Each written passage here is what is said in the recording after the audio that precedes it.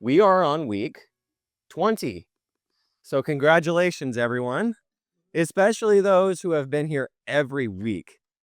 Seriously, it's amazing that you guys have. I mean, I don't know if anyone here has been totally every week, but this has been the most consistent core group. So thank you guys for coming. Seriously, it's been awesome. But yeah, week 20 out of 82. So has it flown by or what? Yeah, it has. Okay, cool. Awesome. Because the thing about it is, I don't want this to get boring. That's my main goal. Yeah. So, and I broke it up into sections, if you remember. This is one of the best things in my week. Oh, well, that's. I agree. Mine too. Thank you so much. So Yeah. it's the opposite of boring. Yeah. Okay. Yeah. Seriously. Well, thank you. Well, yeah. Well, I appreciate that. Yeah, it's the best part of my week too. So there we go. It explains why y'all are the core group. Well, thank you so much, everyone. Really, really kind of you to say. I misspoke last week. I said we had 3 weeks. It's this week that we have this week and then 3 weeks and then we're done. So we've got week 20, 21, 22, 23. And then we are done with what is called and known as the Pentateuch or the Torah, okay? Meaning the first 5 books of the Bible, which is, as I have said, its own section, right? It's the earliest iteration, you could say, of like, let's say, a compilation of writings that Israel would call its divine scripture. It would be Genesis, Exodus, Leviticus, Numbers, and Deuteronomy. Just imagine that you are growing up during the time of the kings or during the time of the judges or things like that. You would have at least early versions of Genesis, Exodus, Leviticus, Numbers, and Deuteronomy, right? And you would identify them as the writings of the ancestor tales, as the writings of the creation, as the writings regarding how we escaped from Egypt and what happened in Mount Sinai and things, and how we wandered in the wilderness for 40 years and things like that. So do you understand what I'm saying? Like, it's the first set of books that in history people identified as this is a set of books that we call Holy Scripture. Okay, we're almost done with that section. Okay, we have this week. This is what I said last week. I had misspoken because we had one more week than I had said. We're finishing Exodus today. As we run up towards the end of today, we're probably going to get crammed right there at the end. There's going to be quite a bit that we would want to cover, and I'm going to have to sort of gloss over a couple things. But you can go back and check them out yourself. Next week, we're talking through Leviticus. Don't be scared, okay? Leviticus gets the bad rap in contemporary culture. Yeah, well, it's a list of if you're going to do this, then do that, and when you sacrifice a bull, do it this way, and all these sorts of things. Okay, it's not going to be scary. I will be your guide through that tunnel. Okay, it's going to be fun. Leviticus is oft overlooked, but it should not be because it's got a lot in it that is necessary for understanding what ancient Israel is all about and certain elements, certain very vital and important elements of the New Testament, of what Jesus is talking about and what he comes to do and things like that. In fact, the book of Hebrews in the New Testament is all about how Jesus fulfills all of these Old Testament things that you see in Leviticus. Okay, so talking about the Day of Atonement, talking about certain things that Leviticus is talking about in regards to how Israel is supposed to conduct their worship, which is essentially what a lot of Leviticus is about. Anyway, so then we're going to do a book on Numbers. Numbers is the least interesting Bible name or Bible book name. The book of Numbers, right? It's called Numbers because there's a lot of numbers in it.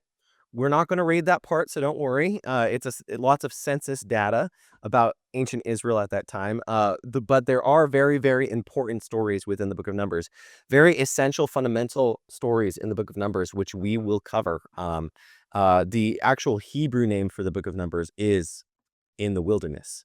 It's not called Numbers, it's called in the wilderness, right? And the census data is all the way at the front end of the book. So most people, they get bored with numbers because they read a bunch of numbers and then they're like, it's just about numbers. And then they miss all the most important stories of that. Really fundamental stories in the book of Numbers. So we'll have a week on that. And then a week on Deuteronomy, which sort of summarizes the entire Torah. So everything that we read about in the Exodus and things like that. And it's a prophecy about what's going to come in Israel's future. Okay. That's what the book of Deuteronomy just means, second law or second canon. Or excuse me, like essentially like let's recap. Okay. Let's recap. So does that make sense? That's sort of our end of section 3. And then we will have finished 3 major sections and have gone through 23 weeks.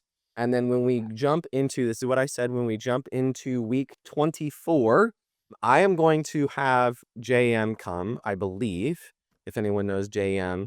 And he's a Israeli citizen, and he leads worship sometimes. He's a dual citizen. He's American citizen as well, but he knows a lot about the land of Israel. He lived in the land of Israel for a long time. And that week, like I said, I'll probably give y'all some homework. Someone can bring figs, someone can bring dates, someone can bring grapes, someone can bring honey, date honey. So we can yes. I'm bringing some cashews from Israel. Oh, cool. That's awesome. Yeah. Yeah. So I thought that we could not really potluck, but more like we can just bring together some of the tastes of Israel. Yeah. And then he'll give, I'll probably teach for like an hour. He'll teach for an hour that day. I haven't worked out the details yet, but that'll be that day. And it will be a lot of fun. Hopefully, like I said, trying to, I'm sorry. his name is John Michael. We all call him JM. Yeah. So I asked him, he said, yes, we'll see. He said schedule works out. Yeah. He led worship last Sunday. So once we get to that week of the first week of Joshua, then we kind of are going to be flying through the rest of the history of Israel and, following the Torah, the prophetic books. That's a huge section. So just so you can see, this will be Joshua and Judges.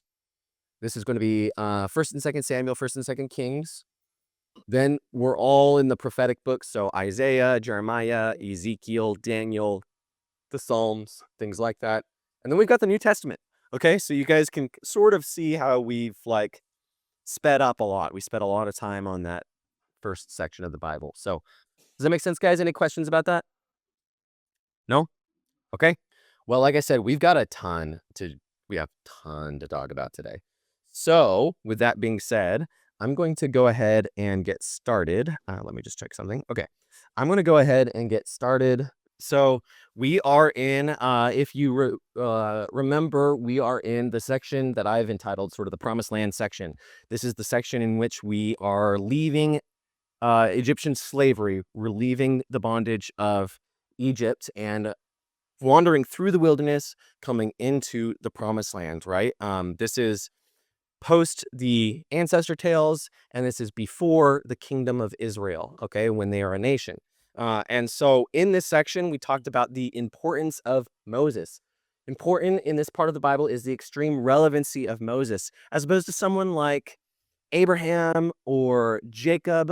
These are the patriarchs, of course. These are within the lineage of Israel proper, but Moses is important because he is the seat of authority, right? So when you have the Levitical law, when you have sort of, this is what makes us as a nation, that is something that is handed down by God to Moses and from Moses to the people, right? He is the prophet, the definitive figure that defines Israel as a people group, okay? Even so much so that David, who is going to be the king of Israel, he's going to be referring back to the Torah to define his life. You see what I'm saying? In the same way that we look back on writings of scripture in order to inform sort of who we are and our identity as people.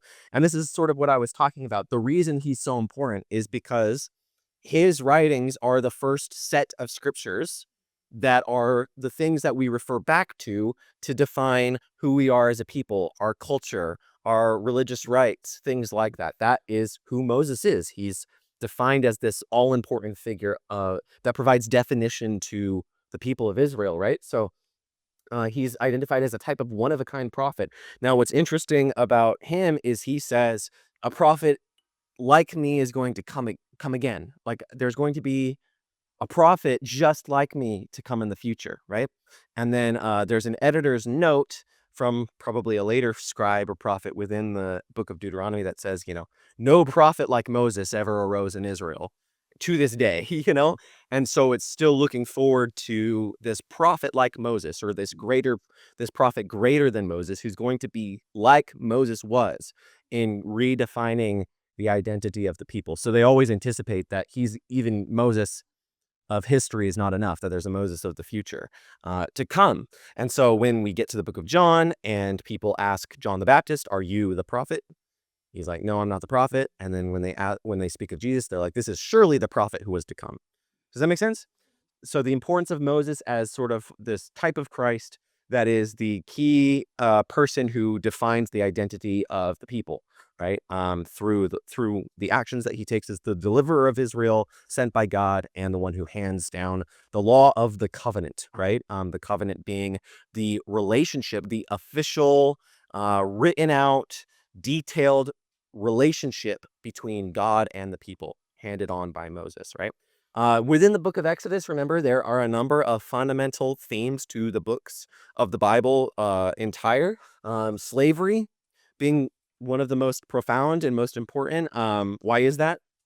Why is slavery so foundational to the Bible? There you go. Yeah, so you said it. Because the idea of slavery under sin, right? Slavery under sin, or the powers of darkness that we are liberated from through the blood of a perfect lamb, okay?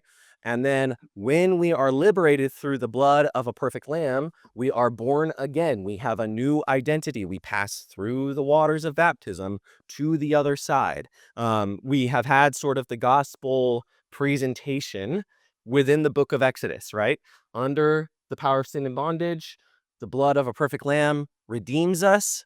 Remember, the word redeem is first present within the book of Exodus, the idea of a payment that was made by God directly in order to spring Israel, the people of Israel, out from their prison, right? So they are sprung through the substitute sacrifice, and then they are led through the waters of chaos, the decreation, to the other side. So they representatively go down into the death, the same sort of death that the lamb went into, but they come out on the other side as a new people, right? And now they're going to come to the mountain of God, okay? They're going to come to Mount Sinai, yeah, or Horeb. Do you guys remember what I said Mount Sinai or Horeb means? It's called both of those at different times, Sinai and Horeb. No? Sinai means like thorny, or thorn bush. Yeah, thorny or thorn bush. And Horeb means desert. Why did we talk about, do you guys remember, this was a few weeks ago now. Why would the mountain of God be called the thorny desert, or the desert mountain, or the thorny mountain, right?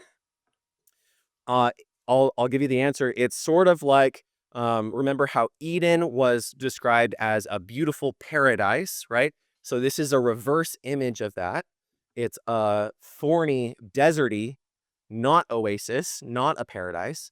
But when the presence of God comes down upon that desert mountain, it's going to be that new Garden of Eden space, okay? It's going to be where the presence of God dwells on the mountaintop. And so with that, the idea is every time you have Israel within the desert, wandering in the wilderness, they have moments like that. They have moments where the presence of God shows up in the manna, in the cloud, pillar of fire, and the pillar of cloud by day, right? So there are times in which the essence of their problem is solved through the showing up of God when they are, if he didn't show up, they would die, right?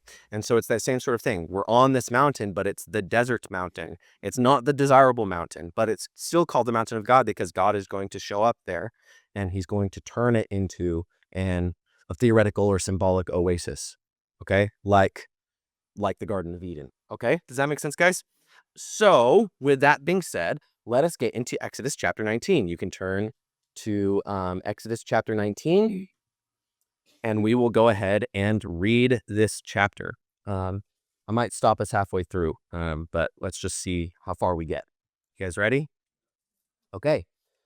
On the third new moon after the Israelites had gone out of the land of Egypt, on that very day, they came to the wilderness of Sinai. They had journeyed from Rephidim, entered the wilderness of Sinai, and camped in the wilderness. Israel camped there in front of the mountain. Then Moses went up to God. Yahweh called to him from the mountain, saying, "Thus you shall say to the house of Jacob and tell the Israelites, you have seen what I did to the Egyptians and how I bore you on eagle's wings and brought you to myself. Now therefore, if you obey my voice and keep my covenant, you shall be my treasured possession out of all the peoples. Indeed, the whole earth is mine, but you shall be for me a kingdom of priests and a holy nation.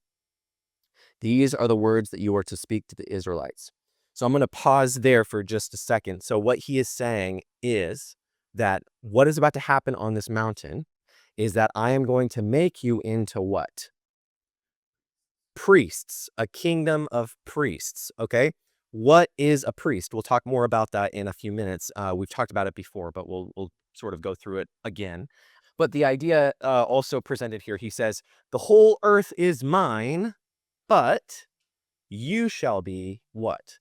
A kingdom of priests and a holy nation. The word holy means set apart, different, unique, special, okay? Other, different than everything else, okay? And so what he's saying is, remember all the way back to the selection of Abraham from the Tower of Babel, that God scattered the nations, right? He disowned them, he disinherited them, you could say, as sort of his special possession. But then he selected Abraham and said, "In you all the nations will be blessed," meaning that what Abraham represents is this figure that on behalf of everyone else, right, that there's going to be connection with God on behalf of everyone through this one, okay? So that was the story of election of Abraham, remember. Hey, Nate, how's it going? Doing good. Good, welcome. So if you guys remember that, so now Israel is going to carry on that calling, okay? That calling of Abraham now is going to be going to an entire people group. You will all be a kingdom of priests. So let's just talk about what priests are, okay? We've talked about this a little bit, but remember ancient priesthood. So in the ancient world, priests were appointed as mediators between the gods and humanity. What is a mediator? A buffer, okay. What else? Arbitrator. Yeah. So a mediator, sorry. It's similar to the word medium, right? The idea is the medium by which, or the means by which is probably the best way, there's a connection between two disconnected things, okay? So the mediator is the one who stands in the gap between point A and point B, right? Or subject A and subject B. Subject A being God, subject B being humanity. A priest is a mediator, right? Someone who stands in the gap as a representative. So priests acted as representatives on behalf of the people in their sphere of influence, and they coordinated the affairs between the seen and the unseen. So they sort of, again, stand in the gap through their ritual. And I'm not just talking about Israelite priests, I'm talking about pagan priests, I'm talking about priests in general.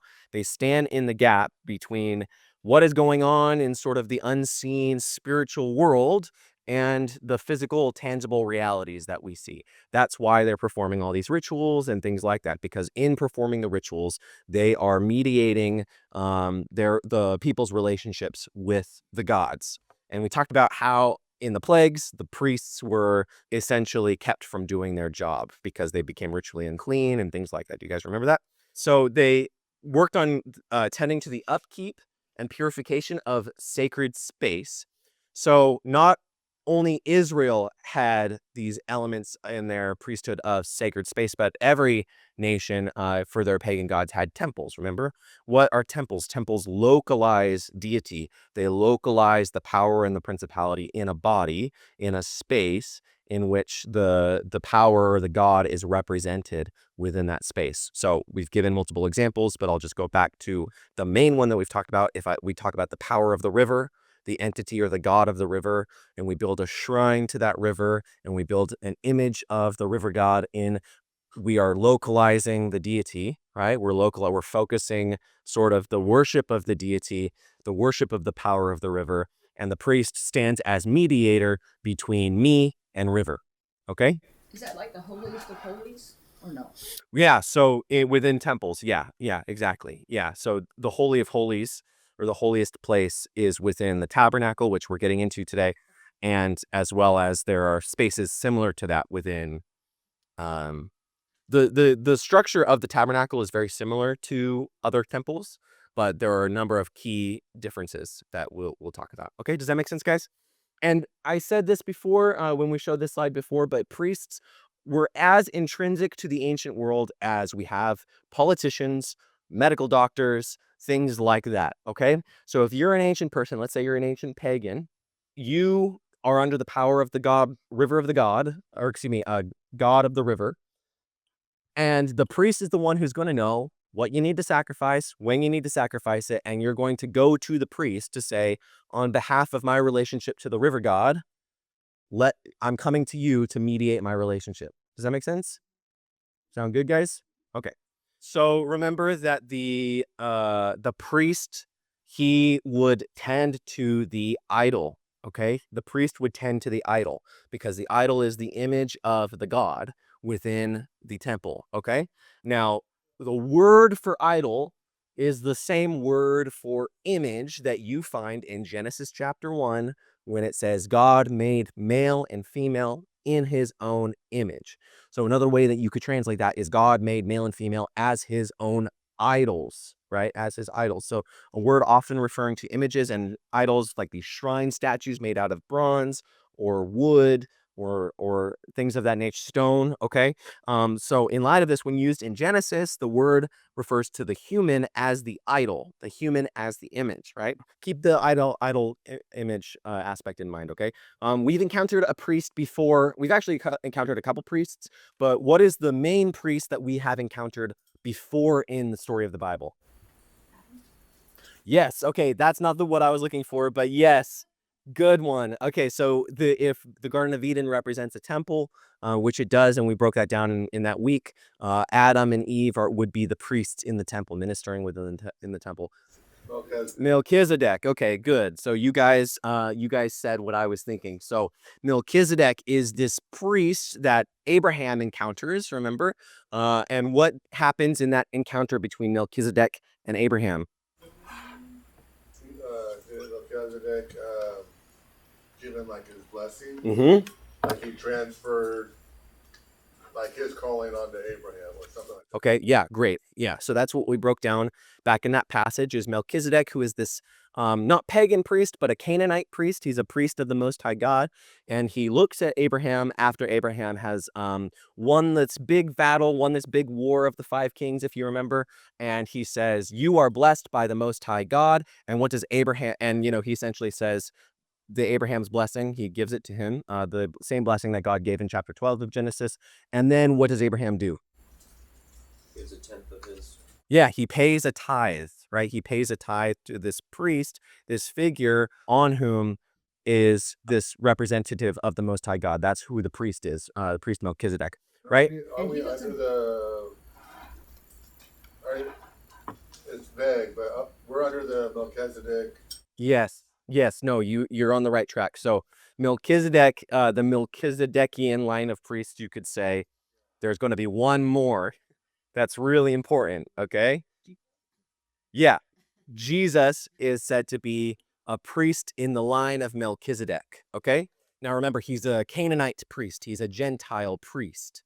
But there's going to be another line of priests that we're going to encounter here in this chapter, right? And that line of priests is the people of Israel themselves, okay? The people of Israel are said to be, I'm going to make you a kingdom of priests, right? So who Melchizedek was, who Adam was, now that calling is placed upon an entire people, an entire nation, okay? Now, just want you to think broadly for a second. This is the functional role of Israel in history.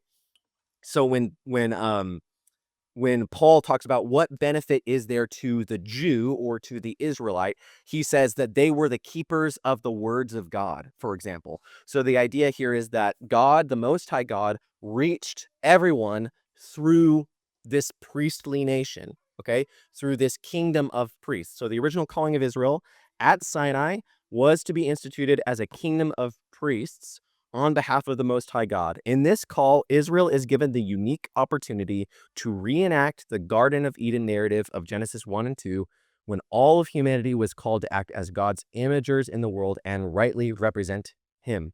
So here's the deal. When Israel is operating as their priestly nation, and again, next week we'll go through the Levitical law, every Levitical law is supposed to mirror or give an example of how Israel being set apart from the nations is supposed to sort of give you information about the nature of God and who God is, okay?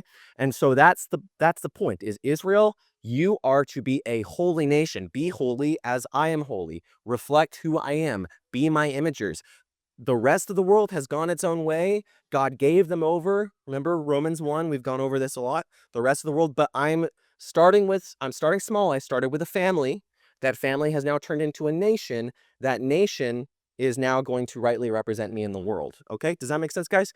So that is the point of Israel. Whenever we talk about Israel, we're talking about the priestly nation, the people who were to rightly represent God. At least that was their original calling. Now, go ahead.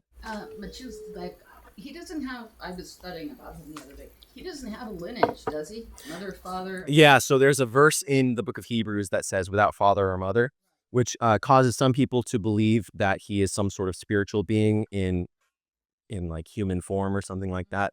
Can't really get into that today. I just would say that I don't necessarily think that the book of Hebrews is saying that he's some sort of spiritual being or a Christophany, like some people say Melchizedek is Jesus, right? I don't believe that to be the case, but there's a reason that that's said in the book of Hebrews. But the point here is that Melchizedek, he represented priest of the Most High God, that he handed on this sort of role of priest of the Most High God to Abraham. And from the loins of Abraham have now come generations and generations and a people who was redeemed from slavery, and now they are going to be a kingdom of priests. Here's the deal, though. They're going to screw it up royally screw it up. And the point here that Paul is going to make is one of the reasons God took us through this whole entire process is to show us our need for him, right? As Savior, right? That even if he gives you a law and a whole system by which you are able to display that you are like God, you're not going to be able to live up to that, right? So that's something that Paul is going to say, that both the Jew or the Israelite who failed is just as condemned as the Gentile nations who went their own way a long time ago. Okay, does that make sense? So that's sort of an aside. Yes. Yeah, grace. Yeah, good. So that's what's going on. Also, Paul will call this as a restrainer, meaning that what God is doing here is he is putting boundaries around a people group to show them, again, what he is like and to give them signs and ways in which they can understand who the identity of the Most High God truly is. So again, we're going to talk more about that in the book of Leviticus. But for now, just know that this is what's going on at the Mount Sinai Theophany. Theophany means image or revealing, visual revealing of God. God is coming present on the stage of world history to reveal himself. And so at Mount Sinai stands as the key site of Yahweh's revelation to the nation of Israel. Revelation is super important. And by that, I don't necessarily mean the book of Revelation. I just mean the idea that God chooses to pull the curtain back and show you who he is, right? That you're not lost wandering in the darkness, but that he actually comes down and reveals himself. This is the definitive example of that. There have been miniature little examples of that throughout the books of the Bible that we've read so far. Genesis, in particular, has a number of different moments. Jacob's ladder, the angel of the Lord revealed to Hagar, the burning bush. These moments where there's little things that God is revealing about himself, but now he's giving a grand display, okay? So God and his divine counsel, just take a note that when heaven comes down, God is bringing his entourage with him. Okay. And the reason I say that is I bring that up only because, Paul in the New Testament says that the law is mediated by angels as well. But that's really complex and we're not going to get into that right now. But just think about it as the idea of God and the divine counsel and all the heavenly hosts, they are coming down upon the mountain. Okay. In order to transform it into that Garden of Eden image, the heaven on earth place. Okay. So it was here that Moses receives the Ten Commandments, that Moses receives detailed blueprints of the tabernacle. We're going to talk today about what that is. And this is when Israel enters into the Sinai covenant, which is the old covenant, or in other words, the Old Testament. Okay, the Old Testament is solidified, secured, signed, sealed, and delivered here at Mount Sinai. This is the binding contract between the nation of Israel and God that says this is who we are in relation to God. This is the Old Testament, okay? And so it's all secured here in today's meeting, what we're reading today, okay? This is where they were established as a new nation, a kingdom of priests. At this sacred mountain, Moses caught a glimpse of the divine glory, and heaven and earth uniquely met, marking the birthplace of Israel's covenant identity. Okay, now here's the deal. Peter, in the New Testament, says that, well, let's just say this. I am not ethnically an Israelite, right? But Peter calls me and the church a kingdom of priests and a holy nation, okay? So what the church ultimately does is it fulfills that calling as all of the nations are blessed in Abraham, okay? As we are drawn into the family of God, into the kingdom of priests, we all collectively now partake and participate within the kingdom of priests, okay? That we represent God to the nations, okay? Does that make sense, guys? Yeah. Just an aside that we've already talked about. I don't know where Mount Sinai is, but there are a couple of options. This is the traditional site of Mount Sinai, located in the Sinai Peninsula. Sinai Peninsula is called the Sinai Peninsula because people for generations have thought that Mount Sinai was there. There is another location in Saudi Arabia that a lot of people prefer this as the true site.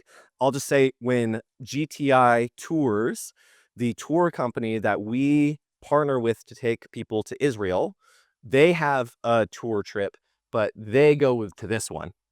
So take that for what you will. This is the traditional site. Mount Sinai here. It's called, again, Mount Sinai because Constantine's mother in the 300s said, confirmed it as Mount Sinai. So anyway, I don't really know where Mount Sinai is. There's a couple different locations as to where what we're describing today, where that's taking place. This is the traditional site here. So they crossed from Egypt, crossed the Red Sea. This would be the Gulf of Suez, to either here, the Sinai Peninsula, and they do the whole Mount Sinai thing here, and then go out and wander in the wilderness, or they crossed down into the Sinai Peninsula. Then they crossed at the Gulf of Aqaba into Saudi Arabia, what is today Saudi Arabia, the Arabian Desert, and then they wandered in the wilderness. So just something, you guys can do your own investigation into that. It's disputed. It's sort of hard to tell which would be the real Mount Sinai, simply because, again, you're talking about people who live in tents, right?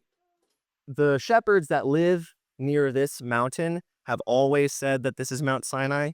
So again, but there's data on either side and you can sort of do your own research. Okay. All right. You guys ready to continue? I'm going fast today. Is everyone good? Okay, cool. Let's go ahead and pick it back up. Yeah. Okay. I've got to read. Okay. We're still in chapter 19. Okay. So I'm going to pick up right where we left off, if that's all right. So Moses came summon the elders of the people and set them before all these words that the Lord Yahweh had commanded him. The people answered as one, everything that Yahweh has spoken, we will do. Moses reported the words to the people of Yahweh. Then Yahweh said to Moses, I am going to come to you in a dense cloud, in order that the people may hear when I speak with you, and so trust you ever after. Now, they said, everything that the Lord tells us, we will do. That's a verbal agreement. It's a verbal agreement, yeah. Not quite. In fact, Israel will never truly together collectively be a priestly nation. Okay, so that was their original charge. But in the end, only one tribe will be the priestly tribe, the tribe of the Levites, right? Because essentially what's going to happen is God is going to call people to himself at the mountain, and they're going to be so frightful and fearful that they're going to just say, forget it. Okay? We are too scared of the glory of God that is being revealed here, so we're going to stand back. Moses, you go up. Okay? And as Moses goes up to the mountain and enters into the holy cloud, he is going to be getting all these personal revelations just by himself. And really, all of Israel was supposed to take part in this, and they neglect sort of that calling. Okay, go ahead. That's why they told Moses, "You go, Moses." Right. Exactly. So that's the point. Is Moses, of course, is selected as this unique mediating figure, but the point here is that here's how dense Israel is presented in this story, is what I'll say. Israel is supposed to be a priestly nation. Only the tribe of the Levites is going to be that true priests, right? Within the nation of Israel. And then even still, the high priest, the selected high priest, Aaron, what is Aaron doing when Moses is up on the mountain? Building a camp. He's building an idol. So the Aaronic priesthood, he fails even to begin with, right? And Moses, again, it's supposed to be the whole people that are a kingdom of priests, but Moses is the one who goes up alone, right? Then the chosen Levitical priest, this is going to be the descendant that will be the priesthood forever, at least within the people of Israel. That first priest, he's failing right from the get-go, okay? And so Moses is this mediating figure who has to sort of stand in the gap for all Israel. Anyway, we'll get into that today. But Aaron, can I just ask one question? Yep. What did his two sons do in the Holy of Holies that God had to kill them? next week we will talk about that. Yeah. That's good. So let's pick up. When Moses had told the words of the people to Yahweh, Yahweh said to Moses, go to the people and consecrate them today and tomorrow. Have them wash their clothes and prepare for the third day, because on the third day, Yahweh will come down on Mount Sinai in the sight of all the people. You shall set limits for the people all around, saying, be careful not to go up to the mountain and touch the edge of it. Anyone who touched the mountain shall be put to death. No hand shall touch them, but they shall be stoned or shot with arrows. Whether animal or human being, they shall not live. Pause, and we'll just address that for a second. So the idea here is everyone is to come up to a certain point, and then it's going to be the elders that are all going to have to come up to the second level, and they do. But then again, it's going to be that all of those elders are supposed to be going up together, and they don't. Okay. When the trumpet sounds a long blast, they may go up on the mountain. So yeah, and the point here is that there's like sort of a sounding the sound, and then you can cross that line and go up. Okay, the trumpet is the shofar. We'll talk more about that. This idea of a ceremonial horn that is blasted, right? Why is that relevant for us today? Did anyone get caught up in all the rapture conspiracy theories that ran over the past week? Hopefully not. But yeah, the idea of the sounding of the trumpet means this moment in which the people are going to meet God. Okay. So Moses went down from the mountain to the people. He consecrated the people, and they washed their clothes. He said to the people, prepare for the third day. Do not go near a woman. They're supposed to be ritually clean, ceremonially clean, Levitically clean as they go up. Okay. It just means, abstain from relations for this period. On the morning of the third day, there was thunder and lightning, as well as a thick cloud on the mountain, and the blast of a trumpet so loud that all the people who were in the camp trembled. You can just imagine angelic host blowing trumpets, blowing these shofar blasts, right? These ceremonial horns as God comes down in a thick cloud, okay? This is the revelation of God to Israel. Moses brought the people out from the camp to meet God. They took their stand at the foot of the mountain. Now, Mount Sinai was wrapped in smoke because Yahweh had descended upon it in fire. The smoke went up like the smoke of a kiln, while the whole mountain shook violently. As the blast of the trumpet grew louder and louder, Moses would speak to God, and God would answer him in thunder. When Yahweh descended upon Mount Sinai to the top of the mountain, Yahweh summoned Moses to the top of the mountain, and Moses went up. Yahweh said to Moses, "Go down and warn the people not to break through to Yahweh to look, otherwise many of them will perish. Even the priests who approach Yahweh must consecrate themselves to the Lord, or Yahweh will break out against them." Moses said to Yahweh, "The people are not permitted to come to you to Mount Sinai, for you yourself warned us, saying, 'Set the limits around the mountain, keep it holy.'" Moses said to him, "Go down, come bringing up Aaron with you, but do not let the priests." So again, there's going to be these stages at which people are going to be coming up. Why is that? So we are going to talk about this more next week. But what does it mean that the glory of the Lord is revealing himself? And be careful, watch out, because that might kill you. Why is that? Why do you think that is? Well, his glory is so great. Mm-hmm. I think it said, well, we went over it like nobody has seen his face and lived. Mm-hmm. Mm-hmm. So we haven't really talked about why, though, right? we haven't really discussed. Yeah. Why would it be that you see God and poof, you're gone? Why would that be the case? Is it the sin? He's awesome. Okay, because we're different. That's something that you could say, because we are different, right? So God is set apart, holy, all good, all light, all truth, and we are not that, right? So what happens when, let's just say matter is mingled with fire? The fire consumes the matter, right? Let's say a bush or something like that. Normally, Nothing unpure or unclean can be in his presence. yeah, unpure though, it means, or unclean means not like him, right? Oh. So the things that can be in his presence, in his personal revealed presence, have to be like him. They have to be of the same sort of nature as him. Okay. Well, that's the Trinity. Yeah. Well, yeah, there's a connection there for sure. But just think about this, just within your own experience, for example. There is a glory that we all experience every single day. By glory, I mean a sort of power, a sort of mightiness, this sort of all-encompassing thing that we encounter every single day, in the morning to the evening. The sun, yeah, the sunrise, but the sun generally, okay? So if you go outside right now and you try your best to look directly at that sun, what happens to you? You go blind, right? And you, in your substance and in your nature, are not meant for the glory of the sun, to look upon it. And the sun is a created thing. Do you see what I'm saying? What about where the sun gets its light from? What's going to happen to you if you encounter that? Okay? So try to think about your encounter with the sun as none of us, think about this. No one in this room has ever been able to truly look at the sun. Okay? We always close our eyes. We always look away because it starts hurting immediately. Okay? That's what the presence of God is like. That doesn't mean that the sun is bad. We need the sun, right? But if we stand in the sun for too long, what happens? We get burned. Our bodies are not meant to bask in the glory of sunlight for too long. So I guess that's the point that is being made here, that I'm trying to present to you, is that he says, don't let them come up because they're not like me enough.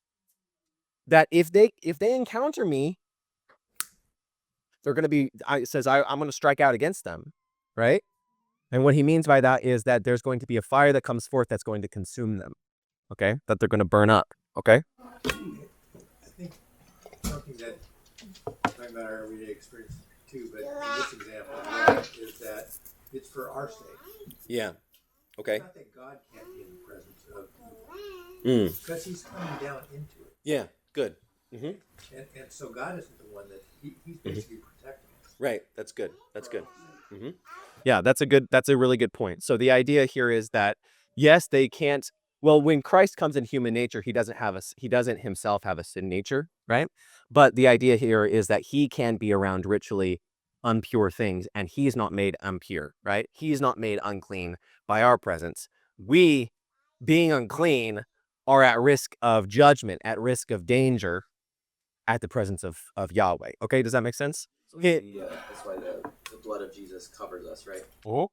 Yeah, so the that goes into the Passover, right? So the presence of God, the angel of death, whatever you want to call it, comes and brings judgment upon the people of Egypt, but then the blood is a covering because it's the blood of a perfect sacrifice, which represents God's life himself. So the way that we're able to encounter and solve this problem of being different from God is having God's own life inherited, deposited into us, right? So now when we encounter God on behalf of Christ, who is God, on behalf of himself and his own slain blood, now we are able to encounter him, right? Okay, so that's getting way further ahead.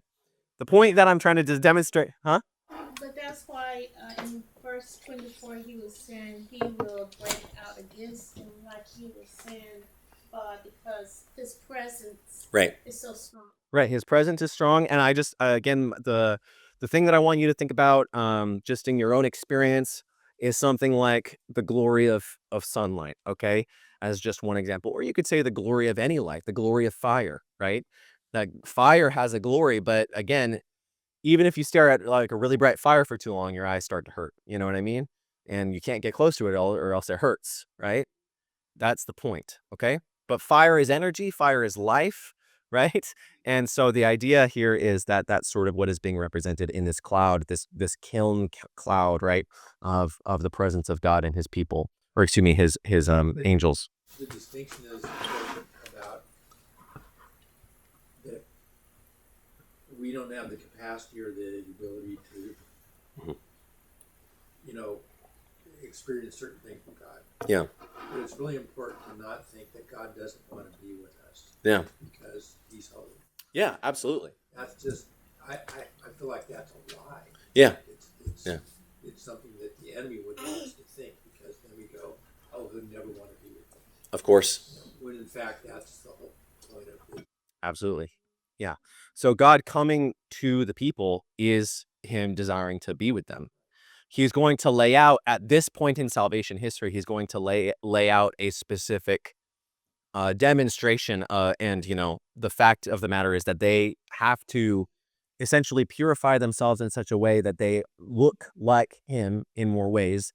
But even still, only the high priest is going to be able to enter into the Holy of Holies, where the true presence of God is in the temple and the tabernacle, one day a year. Okay, so we're going to get more into that next week. Okay, we're getting a little bit ahead of ourselves. Let's talk more about this subject next week. But for the sake of this story, just think about the fact that God is coming in the glory cloud, and it's a dangerous thing when you encounter God, when you encounter this numinous experience with God. It's a dangerous thing that they have a right to fear, but they fear a little bit too much, and then they anyway. But Moses is there. Yeah, but Moses is there. Okay. So this is super important. Then God spoke all these words. So this is what he's saying immediately when he comes down in the mountain. He's going to give what we call the 10 Commandments. So unique. Why is God's revelation of his glory, of his presence, of his identity revealed in this list of things that it's like, here's who you are to be.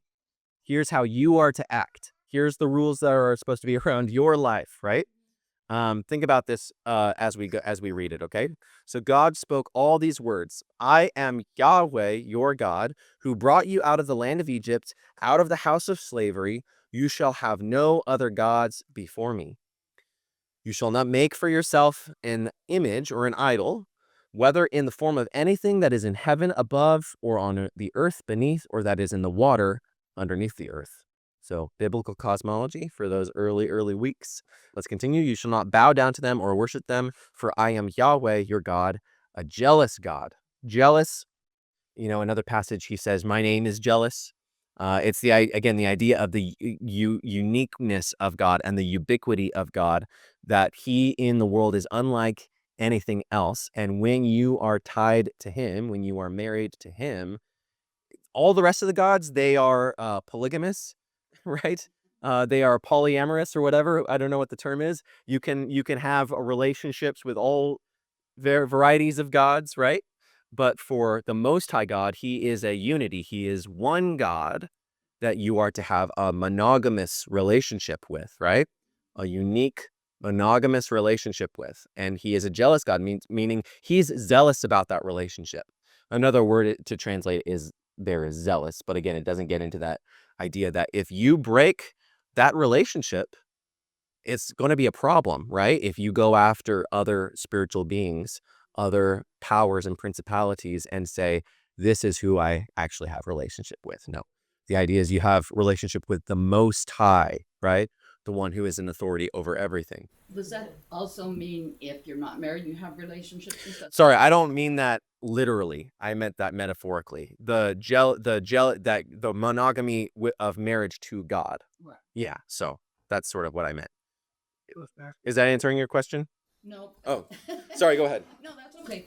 Man and woman married is supposed to be representative and us and God, I Right, think. right. And then if you go out and marry out or go out and have relations with others, being married. I see what you're saying. That's being unfaithful to God. Yeah, Basically. yeah, that's a good, Okay. Yeah. Okay. I'm a jealous God, punishing children for the iniquity of their parents to the third and fourth generation of those who reject me, but showing steadfast love to the thousandth generation of those who love me and keep my commandments. This is going to be a routine statement that is made within the text of the Bible. He says, I'm a jealous God, and I visit the iniquity of the parents to the third or the fourth generation. What does that mean? Anyone want to take a guess? The iniquity that they have done in the past. Okay, yes, but even the idea here is that if you and are a part of, as Isaiah says, part of a generation or a nation of unclean lips, that there's going to be consequences for that. But God is steadfast beyond those consequences, because he says, but I forgive those and love those and keep my covenant with those to 1,000 generations. Okay, does that make sense? So even if you experience consequences in the present, I will never leave or forsake you. I will never abandon you. And we'll talk more about this when we get, probably next week, we'll talk more about this. This line, that because it's something that's said over and over and over again. A God of steadfast love or loyal love, forgiving the iniquity of 1,000 generations while still visiting on the third and fourth. Okay. Okay, go ahead. That's fine. You know how it is. The whole thing that about God being jealous is it goes back to the creation story. It goes back to, I made you in my image. Mm-hmm.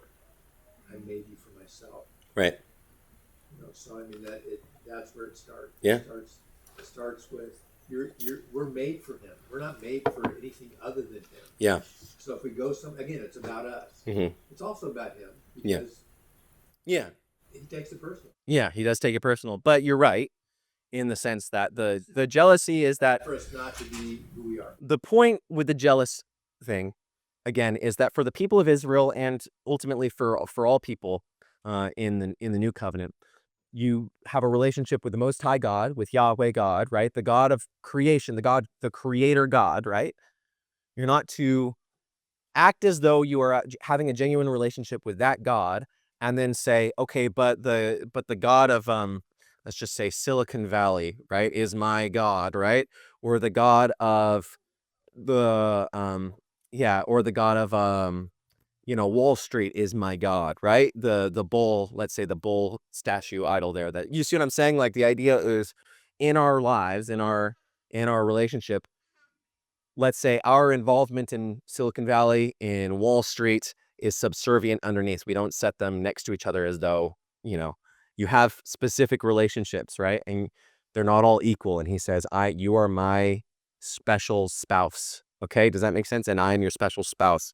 That you are not to have any relationship with anyone else like our relationship.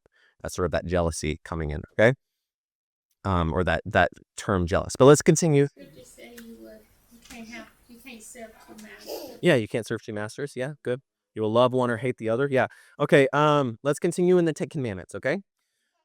You shall not make wrongful use of my name, of the name Yahweh your God, for Yahweh will not acquit anyone who misuses his name.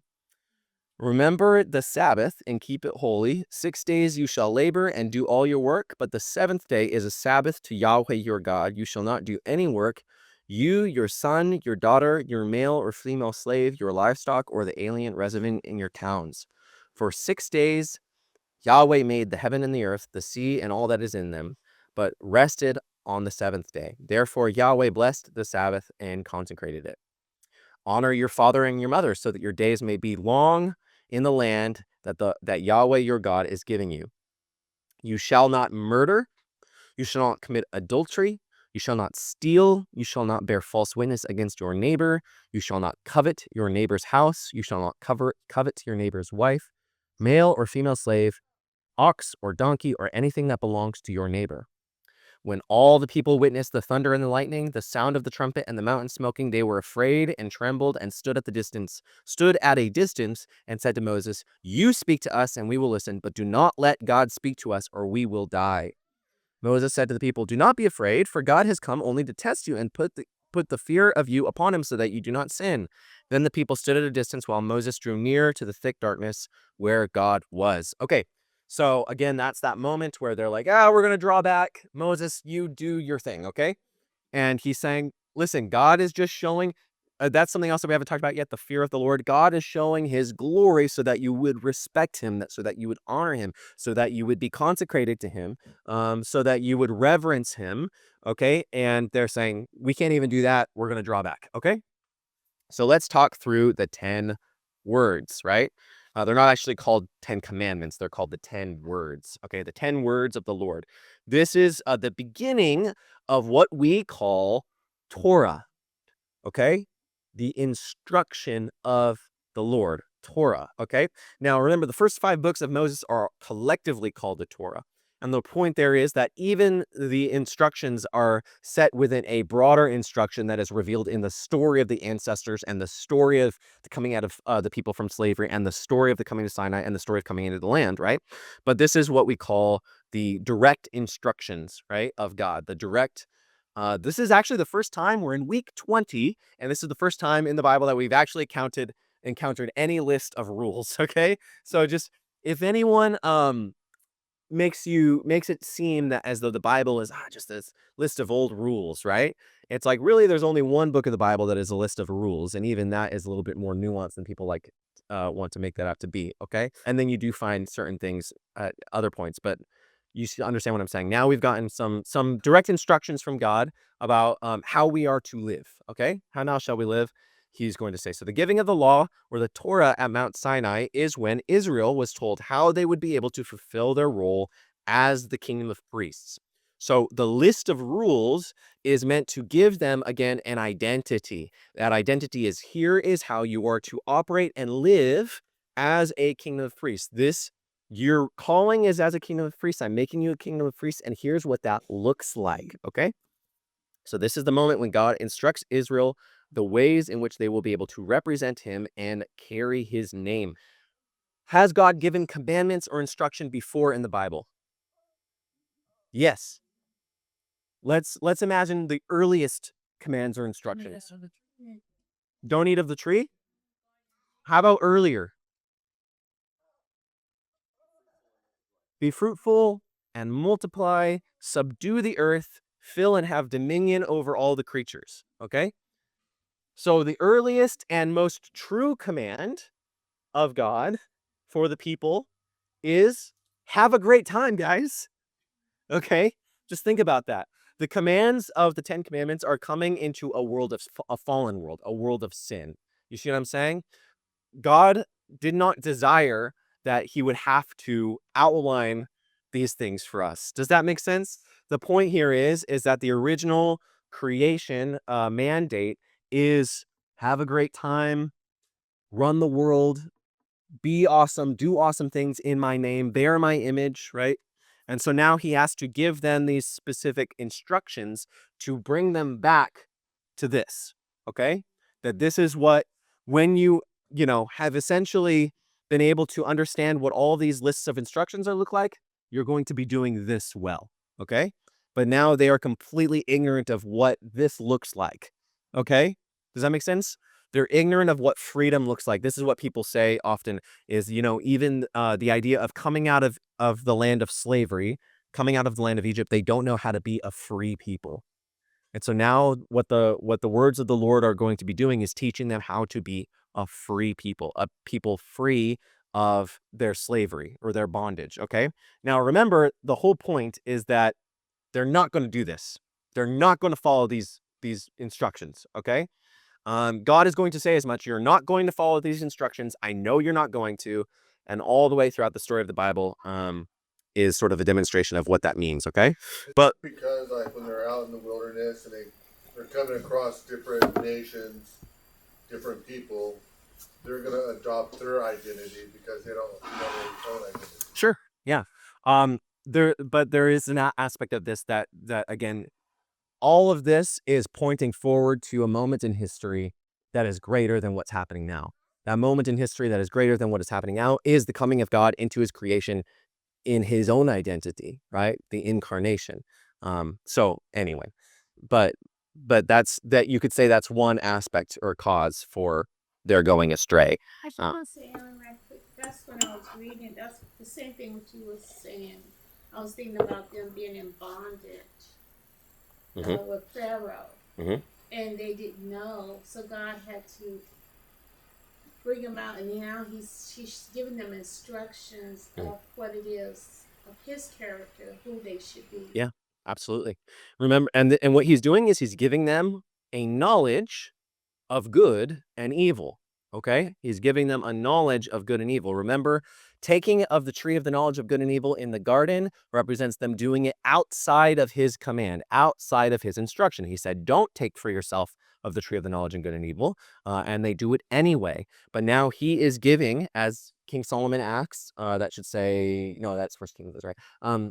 As King Solomon asks in First Kings, he says, give me an understanding to judge between good and evil. Or in the book of Proverbs, penned by King Solomon, the Lord gives wisdom, from his mouth comes knowledge and understanding. He guards the course of the just and protects the way of his faithful ones. So it is good that God instructs us in the way of good and evil, in the way of discerning what it means to understand right from wrong, productivity versus unproductivity, chaos versus harmony. Okay, good. I want to remind you of Psalm chapter 1, and we'll just read this briefly. Blessed is the man who walks not in the counsel of the wicked, nor stands in the way of sinners, nor sits in the seat of scoffers, but his delight is in the law, in the instruction, in the teaching of Yahweh, and on his instruction, his Torah, he meditates day and night. He is like a tree planted by streams of water that yields its fruit in its season, and leaf does not wither. You become like a tree of life. You become like the Garden of Eden in listening to and meditating on the words of Yahweh, the 10 words, okay? The instructions. So let's go over those 10 words because I sort of glossed over them. And I myself, through my study, have sort of given you, I think, translations that hopefully you will understand a bit more, because words like adultery or covet or things like that, sort of hard. They're religious terms. They're loaded terms. They're hard to understand. So let's talk about the practical application of these, okay? You shall have no other gods before me, right? So I am Yahweh who brought you out of slavery. No other God is like me, so don't make any other God like me, okay? Don't make any image to bow down to. We'll talk about why that is in a second. But I am the Lord your God. Don't make an image of anything in heaven, on earth, or under the earth. Do not bear my name, the name of Yahweh, worthlessly, okay? Do not bear it worthlessly. Remember and honor the rest, or the day of rest. Honor your father and mother, the ones who bore you. Do not kill one another. Do not have sex beyond your marriage. Do not take what is yours. Do not lie about one another. And do not lust after others' belongings. Okay? So I want to just sort of go through these a little bit more detailed. So do not bear the name worthlessly. What does that mean? Curse? I mean, It's an interesting question, right? Because in our modern day, we tend to associate something specific with this, that it doesn't really give weight to what it actually means in the scripture. Does anyone know what I'm talking about? Like blasphemy. Well, not necessarily. I mean, sure, in a sense, but if I say, for example, "Oh my God," right? Or if I say, "Jesus Christ, have mercy," or something like that, or things like that, people say, "Ah, you're taking the Lord's name in vain." That's not exactly what the passage is getting at, okay? Do not say like you're a follower of Christ, but like you act like the opposite. So blasphemy is a good word in the sense that do not bear the name of Yahweh. And remember, the name is not God. The name is Yahweh. Do not bear the name of Yahweh in vain or in vanity, meaning worthlessly. To bear the name is to wear the name, to carry the name, right? So if I carry the name of the Lord around on me, right, as a kingdom of priests, as a member of a kingdom of priests and as a representative, but I do it worthlessly or in vanity, that means that I'm bearing it, but it doesn't mean anything. Meaning it doesn't actually reflect him, and I am not actually truly representing him. Okay? It's a misrepresentation, particularly if you bear the name in such a way that it's like you are swearing by, right?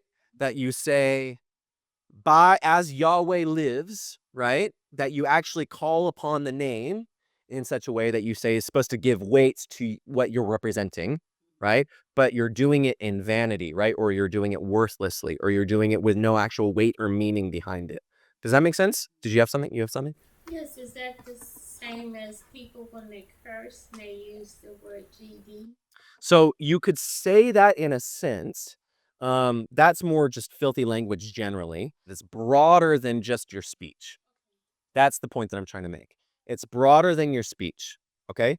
And something else just to consider, it doesn't mean that you cannot say, let's just say the word God in just standard English. You can say it in your standard everyday language. That's not necessarily bearing the name worthlessly, especially if you are a true believer who is actually walking and representing your witness to Christ rightly. You see what I'm saying? The point here is that if you're going to, I think of this as a more modern example of what this is truly getting at is like a modern prosperity preacher who is or anyone, or let's say another example, Westboro Baptist Church. Anyone know who that is? They stand on street corners and they say, God loves 9/11, right? God hates, like everyone who fights in the army is going to hell. All these things. Like, you see what I'm saying? Like, they stand on street corners and then they spew hate out of their mouth, right? And they're doing so on behalf of the name. Okay? Does that make sense? Yes. So it is not rightly representing. It's bearing or carrying the name of Yahweh worthlessly. Remember and honor the rest, the day of rest. Why is that important? Well, it said, he worked during the 6 days, Mm-hmm. in Genesis, and he rested on the seventh. But even still, that seems kind of arbitrary. How does this speak to the broader sense of what rest means in the Bible? If it's the fourth commandment, honor the rest, honor the Sabbath. Are you talking about like leaving room for God? Okay, that's a good thought. Anyone else? Yeah, so the rest represents peace, right? Is that remain as the same as when he made the creation? Okay. And he took the seventh day. So what is the end point of all the creation? Was to look back on his glory. Huh? To look back on his glory. To look back on the glory. Okay. The seventh day rest represents what? Completion. Completion, the coming of God into the world in a completed manner. Okay. And so the point here is remember and honor the point of your week. Remember and honor it. The point of your life. Remember and honor it, right? Ritually understand what it means to live and exist is to come to the rest, come to the end, come to the moment at which God, just as God rested on the seventh day, you shall rest with him on the seventh day. Okay? The seventh day represents the final New Jerusalem. The seventh day rest represents the end of all history. The seventh day rest represents that thing, that ultimate moment that we come into a life of freedom. Okay? And so the point here is that in your walk, honor, and I'm trying to let these apply to you because we don't all, stop working on Saturdays, at least today.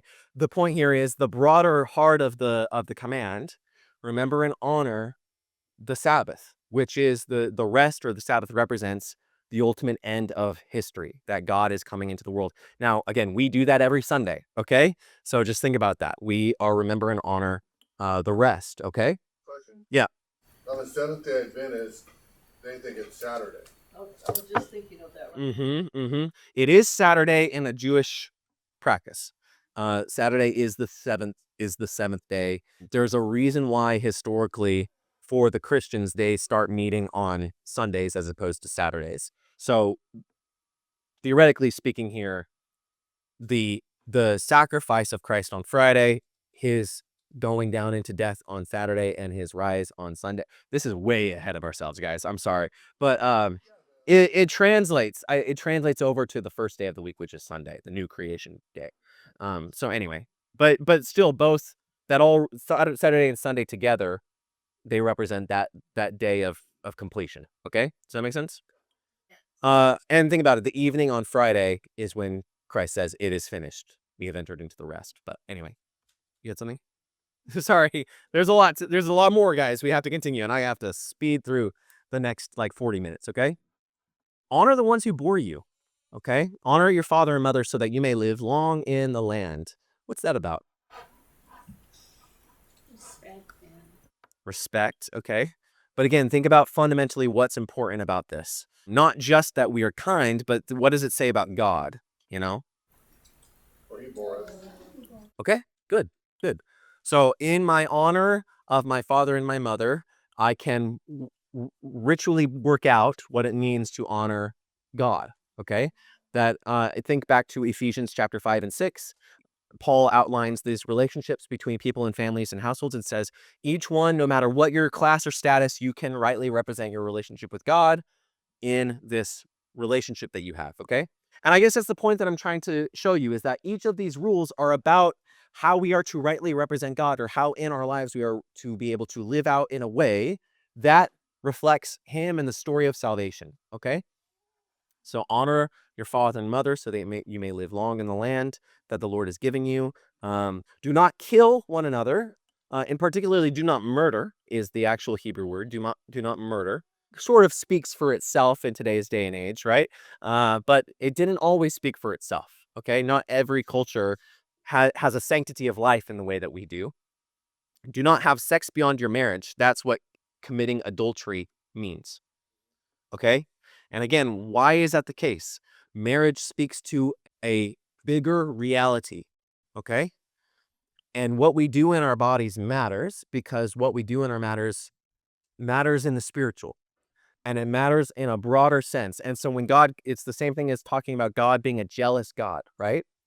That the relationship between a man and woman is supposed to represent my relationship to God, a unity, right?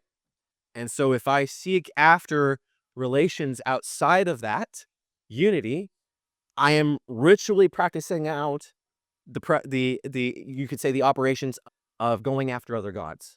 Okay? Does that make sense? In fact, the prophets are going to use the concept of adultery time and time and time again to describe what Israel is doing when they go after other gods. It will say that you are essentially you're sleeping around. When it doesn't literally mean that, it means that you are going after all these other gods and and essentially not being a people unique relationship with me, and therefore you are committing adultery. Okay? You are having sex with these gods outside of your marriage to me, is essentially the metaphor that he uses in the prophetic books, okay? Do not take what is not yours. So do not steal. Do not lie about one another. And then the last one, do not lust after or covet. To covet, in fact, in the Hebrew and in the Greek, lust and covet are the same words, okay? So just think about that for a second. What's interesting is this, the coveting or the lusting after, right, essentially makes it so that when Jesus comes and he says, if you look at a woman with lust, you have already committed adultery, it makes a lot of sense, okay? Because if you've broken the 10th command, you've broken the command, right? You've broken this command. If you break the 10th, you've broken the 7th, is in your heart, is what he's saying essentially. And he's saying you can't keep to these laws. You really cannot keep to them in any perfect manner. Because if you do one, you break the other, right? If you lust after another's belongings, it's probably because you have another God before Yahweh. You see what I'm saying? If you break any of these commandments, it's because you have another God before Yahweh. So let me pull that up. You have heard it said, you shall not commit adultery, but I say to you that anyone who covets has a woman has already committed adultery with her. So if you've broken the 10th, then you've broken the 7th. And you've probably all done this because you've broken the 1st. Okay? Oh, this, like, on this mountain, like, this is on Mount Sinai, We're right? messed up with them. Sorry, go ahead. This is on Mount Sinai, Mm-hmm. and then in the New Testament, Matthew, Jesus' Sermon on the Mount. Yeah. He's giving a new law. Yeah. New instruction. Good. Yeah, he's talking through the 10 commandments, but getting to the heart of them. It's not just, I will tell you that there is, Kyler can attest to this, that there is a contemporary Jewish influencer who has no problem with people looking at pornography, okay, and made it very known. And he said the rabbis don't have any problem with this, because they essentially repudiate the teachings of Jesus in that manner, right?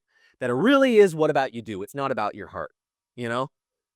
That you're not committing adultery because you're not actually having physical relations with anyone. You're just looking at images. The interior doesn't matter. The interior doesn't matter, just the exterior, right? Which pastor's that? It's not a pastor, it's a Jewish influencer. Yeah. You broke the last one. Yeah, I know. Well, yeah, I know. That's immediately what I want to say is, yeah, you're breaking the 10th commandment. You realize that, right? But I guess the point that I'm trying to make, and this is getting back to this slide that I was going to pull up, understanding the point of the law revealed throughout the whole story of the Bible is the impossibility of fallen humanity to ever be able to fulfill the full command of the law. Paul says that if you break one of the laws, you've broken the law. You've broken it. Okay? And I think what I was trying to do is demonstrate for you how that works out. If you break, just as an example, if you break the 10th, you've broken the 7th, according to Jesus, and you've probably done both of those because you've broken number 1, okay? The sin nature of Adam's lineage holds everyone back, making us incapable of imaging God properly. So in the book of Deuteronomy, a big part of the book of Deuteronomy is God saying, you guys are going to mess up, and I know you're going to mess up. I know that you're incapable of fulfilling my law, is what he's going to say. And he's going to say, I'm going to restore you anyway. But just know that I know what's going to happen, and this is what's going to happen. So in 3 weeks, we'll talk about that, okay? When we get to Deuteronomy. Yet in the New Testament, this is what Jesus accomplishes. Guys, here's the point. All of these rules, we've only talked through 10, okay? There's hundreds of rules. We've only talked through 10, okay? And all of us have broken them. And if we break one, we've broken all of them. Do you see what I'm saying? The point is, no one in all history is ever going to be able to fulfill these laws save for one. Okay? Save for one. That's the point of Jesus. Okay? When Messiah comes, when God incarnate comes, he lives the perfect human life. Okay? So on behalf of everyone, In him, all the nations are blessed. He's the priest. He is the chosen one, okay? He lives life perfectly obedient to God and so empowers believers by the power of the Spirit to be like him. Now, I just want you to recognize in a very simple way, understand and remember that all of these rules, they all have the same focal point or goal, and that is love Yahweh, your God, with all your heart and soul and mind, which is the first and greatest commandment.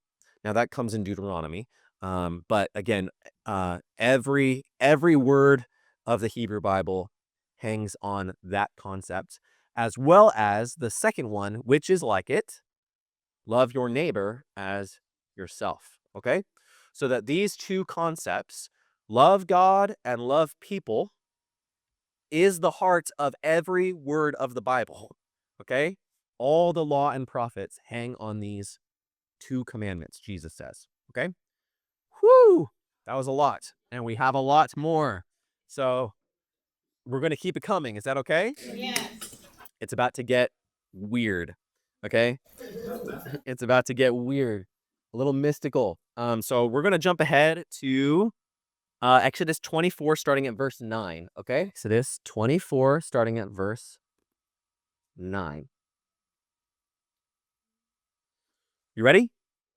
Then Moses, Aaron, Nadab, and Abihu, and 70 elders of Israel went up, and they saw the God of Israel.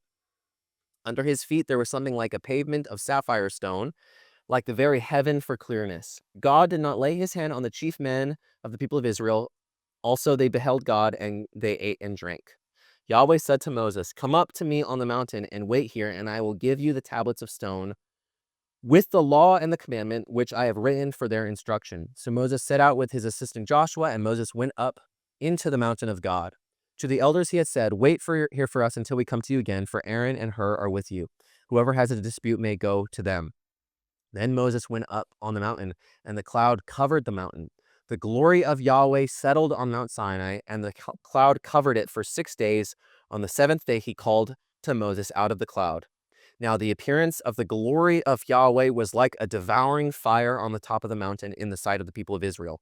Moses entered the cloud and went up on the mountain, and Moses was on the mountain for 40 days and 40 nights.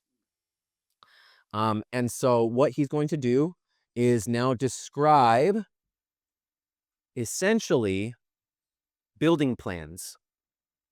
Building plans, okay? I'm not going to read through the building plans. That will take a long time. I'm just going to present them to you, okay? So what he says is that you're going to build a mishkan. A mishkan. Who watched the videos? Some of you? Did you guys watch that animated? It's like a CGI animated. What'd you guys think about that? It's pretty cool, huh? About the tabernacle. This is what we're talking about now, is the tabernacle, the mishkan, which means tabernacle is kind of a funny word, to be honest. We don't really know what tabernacle means, right?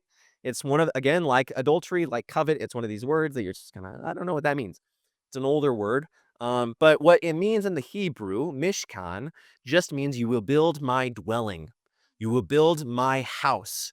You will build my abode, where I am to abide in.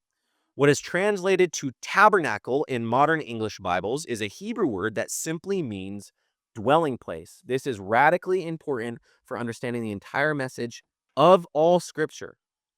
The God of infinite essence desires for his dwelling place to be with his creation. So creator and creature united. That is the goal. And that really long podcast about the tabernacle and scripture that we talked about, I don't know if you guys listened to it. That was the point of that podcast, right? God never wants to be far from his creation. He wants to enter in and live within his creation.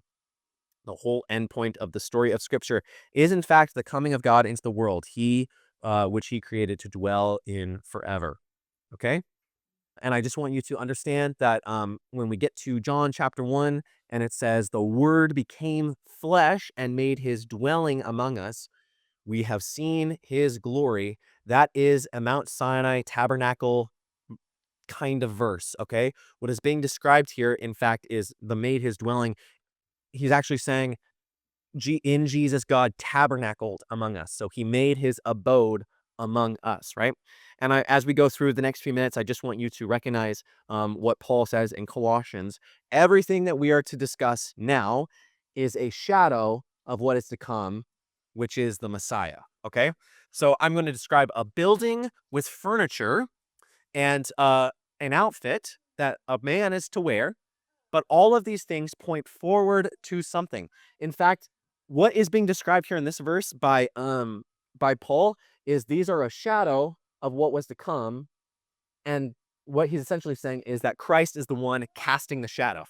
You see what I'm saying? So his body is the thing that's casting the shadow, right? Is that sort of idea. Another way of saying it, these things are a shadow of which to come, the body of which is the Messiah, right? Imagine that Christ is casting a shadow, right? You're looking at the shadow now, but when we get to the New Testament, you see the thing that's casting that shadow, the body. Okay? Does that make sense? Good? So God says, let them make me a tabernacle, a sanctuary, a mishkan, that I may dwell in their midst. So again, that dwelling aspect, that's the point of the Bible, that God, the creator of eternal glory, would dwell in his finite creation, a creation that is contingent upon his existence, that he makes eternal by dwelling in it. Okay? Exactly as I show you concerning the pattern of the Mishkan, all its furnishings or its furniture, you shall make it. So this idea of a pattern is really important, okay? It's going to be revealing to you all of the aspects of the life of Jesus, the life of the Messiah, right? And how it is that we are able to be united back to God. That is what the tabernacle is outlining. It's outlining for you all reality, okay? Now, we've looked at this pattern before. Where have we looked at this pattern before? The pattern of the tabernacle. We looked at it back in Genesis chapter 2, okay? In Genesis chapter 2, this is why we talked about Genesis chapter 2 as being the formation of a temple realm or a tabernacle realm, right? We have the dry land, we have the land of Eden, we have the Garden of Eden, we have the tree of life at the center of the garden, and the man who is built outside of the garden, but then comes into the garden, into the holy place to be where God is dwelling. This is the layout of the temple or the tabernacle. You have the land, the courtyard, the holy place, and the Holy of Holies right there at the very center. So what this pattern is presenting for you is these steps or these stages by which you enter further in, further in, further in until you get into the very throne room of God and become entered into his presence, okay? So remember, we talked a little bit about how Eden is the cosmic mountain, right? This idea of a heavenly mountain, a mountain on the earth that is the dwelling of God within that garden, within that mountain. This is where God dwells. This is his tabernacle realm. You are in Eden, the garden of God. You are on the holy mountain of God, right? And then the tabernacle or the temple, when it's fully built into a temple, is that same mountain. Who may ascend the mountain of the Lord? Who may stand in the holy place? So as you ascend a mountain, you are also ascending into the tabernacle, and vice versa. As you ascend, as you walk through the stages of the tabernacle, you are also walking up a mountain spiritually. Does that make sense? Remember how these stages are represented in the creation itself. You have the chaos waters, then you have the land, which comes out of the chaos waters. Then you have Eden, the mountain on the land, which comes up out of the land. In the realm of Eden, you have the garden. And in the garden, you have the tree of life and the very throne of God, which is seated in the garden. Okay? Going up is also going further in. This is all recap from our Genesis 2 meeting. As you go up and ascend up, you're also going further into the presence of God. Okay? That you're going further into the center, which is the axis mundi, the center of all creation, the intersection of heaven and earth. These are recaps, so I'm not going to cover it too detailed, but just remember that, so go back to Genesis chapter 2 if you want to look at these slides more. But understand that while Adam and Eve's garden certainly was a physical place with a specific longitude and latitude upon the earth, the garden of God as a concept is something that is not tied to one specific place or time. That is the significance of the tabernacle. It's a mobile Garden of Eden. They're going to break it all down. They're going to move. They're going to set it all up. And then we've got the garden again. We can enter back into the presence, right? So here are the furnishings. I'm going to take it step by step, okay? Here are the furnishings which display what is this entering back into the garden of God look like, okay? What does that look like? So in the courtyard of the tabernacle, so let's just say, I'll draw this, or I've got a slide for this, but I'll draw it here too, just as we talk about it. So I'm talking about the broad layer, okay? The biggest layer, the courtyard. It has two things in it. It's got the altar. The altar, of course, is where sacrifices are made, okay? This served as the place of payment where one could give an offering to God and where the high priest makes atonement for sin, okay? So you have the altar. That's here at the front. Here's the gate to the tabernacle, okay? The altar on the outside of the building, okay? Then next, you have the water basin. So you make a sacrifice. So the priest makes a sacrifice, and then they become ritually pure. They become ritually clean through the sacrifice, okay? So you walk from the sacrifice altar to the water basin. So Jesus Christ dies for our sins, and we are baptized into him. Do you see what I'm saying? So the sacrifice is made, you are ritually clean, okay? Then you have the holy place, the actual building. So this is outside, this is in free air. Then you actually have the building, okay? So what the priest does is they make the sacrifice. They are ritually pure, ritually clean. Then they enter into the space of the holy place. What's in the holy place? There's three things in the holy place, okay? The lampstand, the menorah. So it's a lampstand that looks like a tree. It's supposed to represent the tree of life, okay? The menorah lit inside of the tabernacle with a total of 7 individual lamps. The lampstand represented the tree of life in the Garden of Eden, symbolized the glorious light of God's presence. So there's actually, in the more detailed account within the book that we did not just read right now, but you can go back and read it. It's actually like embroidered and detailed. It's got all of these flowers on it, and fruits and things like that. It looks like a tree of life, okay? And so that is here in, right? So that's in the holy place, okay? As well as the bread of the presence. So a table with 12 loaves of bread on it, which the priests are to eat. So the bread of the presence sat on the table opposite the menorah, okay? It was eaten by the priests. This symbolized the life-giving sustenance of God that is available through his presence. So you could say the fruits of the garden. So you have the tree of life, the fruits of the garden, right? The last thing that's in the holy place is the incense altar right here, okay? The incense altar burned sweet-smelling aromatics throughout the tent of dwelling, filling this place with a pleasing sense of smell reminiscent of the herbs and resins of the Garden of Eden, right? So again, the sacrifice is made, ritually pure, ritually clean. Through that sacrifice, you've entered from stage 1 to stage 2. Then now you enter into the holy place, which is the garden, okay? Now you're in the garden. You're eating the bread of the presence. You're enjoying the light of the menorah. You're smelling the sweet aroma of the incense, okay? Then there's the holiest place, the Holy of Holies, which is a perfect box. It's like perfectly linear in its size. That'll be important, but we'll talk about that later. And in there is the ark of the covenant, right? Let me just describe to you the Ark of the Covenant. So the Ark is a box, okay? So that's the primary thing to think about it. It's a box on which cherubim stand, right? Or they're these images of cherubim, which is interesting that God said, "You shall not make an image," but then he described how to make images on the Ark. So just think about that for a second. But you have cherubim and they're facing inward, okay?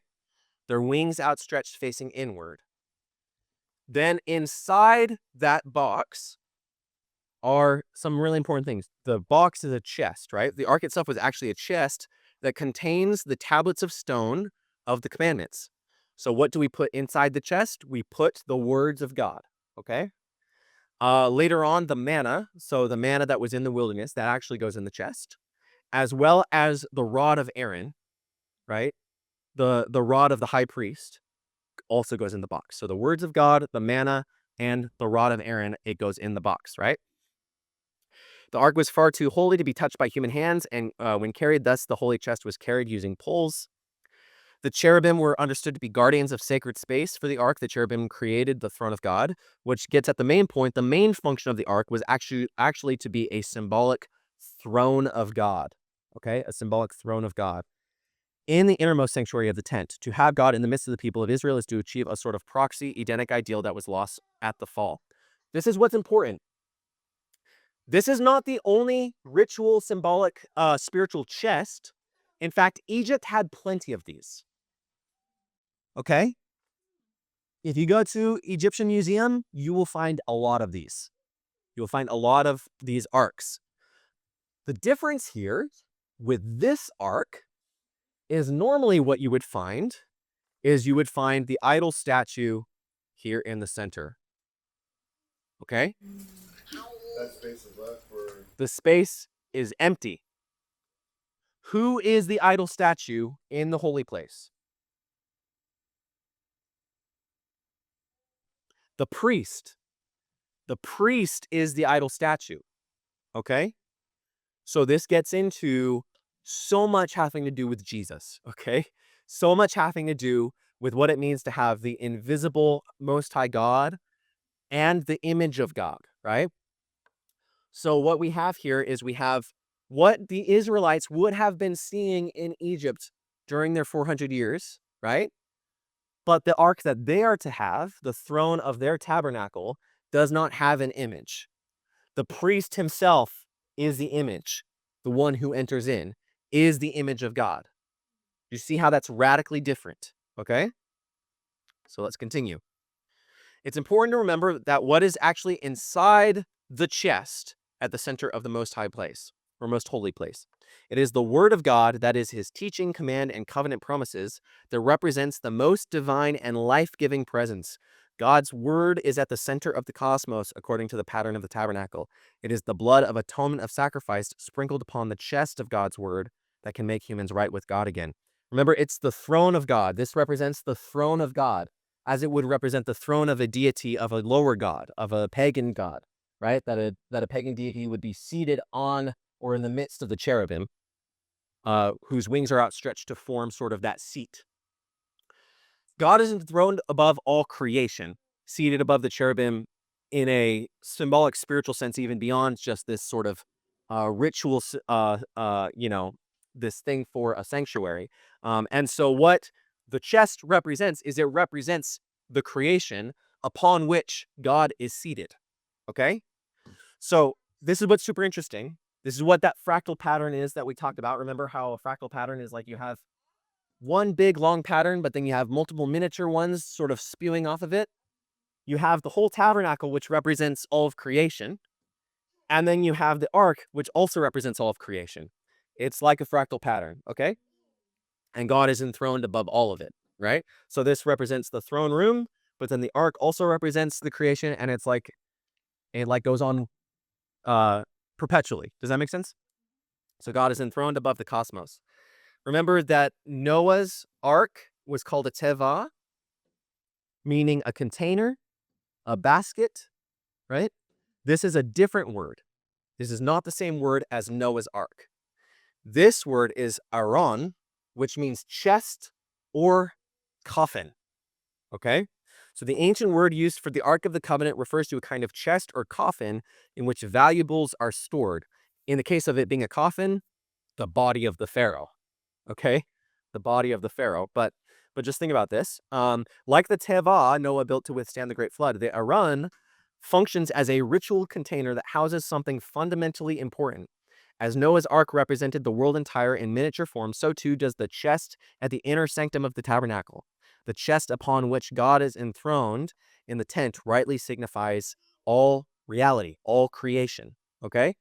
God is enthroned in the most holy place atop the word of God, which is inside of the chest, okay? This is what's really cool. about it also meaning coffin, though. Okay? Has anyone like caught it yet? So, Jesus's glory is his death. Okay? His cross is his throne. So there are two cherubim at each end of what? Okay. Oh, okay. No, that's not what I'm thinking about. But almost there. So there's two cherubim. Huh? Yeah. So what does it say? Are seated at the head and the foot of where Jesus is laying in the tomb. Okay? Why is that important? Why is that a noteworthy? I'm pretty sure the writer John is signifying the bed where Jesus' body laid as the Ark of the Covenant. That again, Christ is seated in his death. That's his throne, right? His personal sacrifice is the enthronement of him, right? So anyway, Angels that opened the tomb. yeah, well, but yeah, exactly, and it says that they're seated at the head and the tail of His resurrection. where he was resurrected. Right. Exactly, And the new covenant. and the new covenant, yeah. So God's also the one who starts his gospel in the beginning. was a word, and it tabernacled among us. So that's why I'm pretty sure that's what he's talking about there. Okay, so the ark, God is in the ark. and the word of God is in the ark. Yeah, you could say the word of God, again, like this is the burial place of Jesus, and it becomes the ark, okay? So when you look at the ark, when you look at this, think about the throne of God, think about God enthroned above all creation, and think about that as being revealed in Christ's death and resurrection. Does that make sense? Okay, good. And now his tomb is surrounded by the Church of the Holy Sepulchre. Yeah, that's right. That's true. Yeah, so now we have a sanctuary, yeah, because it's also got an edicule, most holy place. Wow, hang on, we gotta talk more about that. That's cool. Maybe when we get to the crucifixion and resurrection. So I don't have much to say about it, but just the interesting connection between Aaron and Aaron. Yeah, I know. I didn't look into that yet, but I had that thought. I just didn't have time to look into it. Okay, so this is an overhead view. This is sort of what I drew here. This is not proportion just because the aspect ratio of this should be a perfect box, but I couldn't do that. But again, this is sort of what I drew here, just here, okay? Now, see how those different levels, they are reflected in the Garden of Eden, okay? So you have the courtyard, you have the land outside of the tabernacle, the altar and the water basin, you enter into the holy place, you enter into the garden, and the throne is right there just beyond the veil in the garden, okay? Does that make sense? You guys see how this represents reality? It represents the pattern of reality. It represents how we enter into God's space, how we are reunited with God, how God comes to dwell with us. And Jesus becomes the door. He becomes the sacrifice. He becomes the living water. He becomes the priest. He becomes the bread of life. He becomes the light. You know what I mean? He becomes the sweet smelling incense. He's seated on the throne. He collapses all of the layers into himself. And this is what, when we go back to Colossians, yeah, when we go back to I won't go back to it. But remember when Colossians said that all of these things are a shadow of the body, which is a shadow of the body, which is Christ. Okay, so Reminds me of the Catholic Church, too, by the way they lay out. yeah, so there are certain more traditional liturgical churches build their layouts similar. They improvise a little bit. Yeah, they do that. Yeah, they put the altar. They put the altar in the most holy place, though, because again, that's sort of what the New Testament does. Is it makes the altar the throne. You know what I mean? It like reverses it. So, guys, we have 10 minutes left. Okay, we have 10 minutes left, and you know what? I'm going to bleed the story of the golden calf into next week. Okay, is that all right? Okay, we have Leviticus to talk about, but I'll do probably 40 minutes on golden calf next week, and then the rest of it we'll do Leviticus. Okay, does that make sense? Let's just finish this pattern. Okay, so there's also all of this building, but then the high priest is meant to be dressed up in this beautiful garment. Okay, so let's talk about the high priest and his garments, right? So let's talk about first the robe underneath. let's say the first layer, okay? Completely decorated blue, worn on, so the underneath section is blue, and it's got bells and pomegranate, like little, not real pomegranates, but like pomegranate designs, like these fruits hanging off of him, okay? And bells, because make way for the high priest, okay? You hear him wherever he is, okay? So he's got these fruits hanging off of him and these bells. He makes this sound as he walks, okay?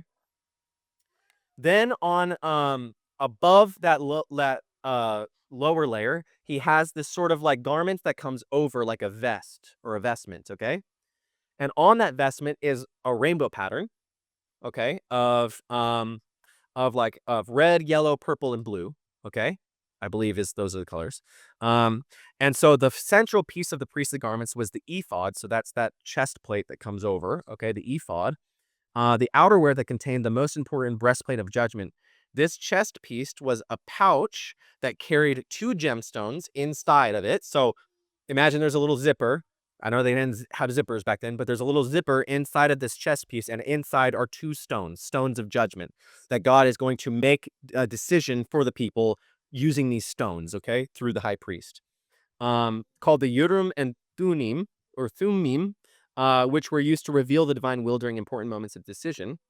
Now, on the front of the breastplate, the visible piece, were 12 gemstones, each inscribed with a name of the tribe of Israel. Okay, so one has the name Judah, one has the name Levi, one has the name Naphtali, which makes it so that the high priest represents all of them, all 12 tribes, as he enters into the holy place. Okay, so the one who's bringing the presence of the people to God and the presence of God to the people, he has their names written on him. Okay. Also, why gemstones? What's unique about gemstones? Nothing? Well, number one, they're colorful. Okay. So they have a radiance or a brilliance about them, right? In their color. They reflect light, so they catch and reflect light. Okay. And in the ancient world, they are conceived of as sort of these special spiritual physical things, okay, in the pagan cultures. But within Israel, they represent the tribes themselves. There is a sense in which they thought that the gemstones, they came from the heavens, okay? That the lights that you see in the sky, the stars, that in some way that those are gemstones, okay? So more on that at another time. So he also had 2 onyx stones on his shoulders, also engraved with the 12 tribes of Israel, the names. And then most importantly, his headpiece, a white turban with a golden band, and on that golden band engraved the words, "Holy to Yahweh," holy to the Lord, okay? Holy to the divine name. So as he wears these garments, the role of the high priest is absolutely crucial for understanding the work of Jesus. The high priest of Israel, first and foremost, is a mediator, as we already talked about, between God and Israel, and therefore God and humanity.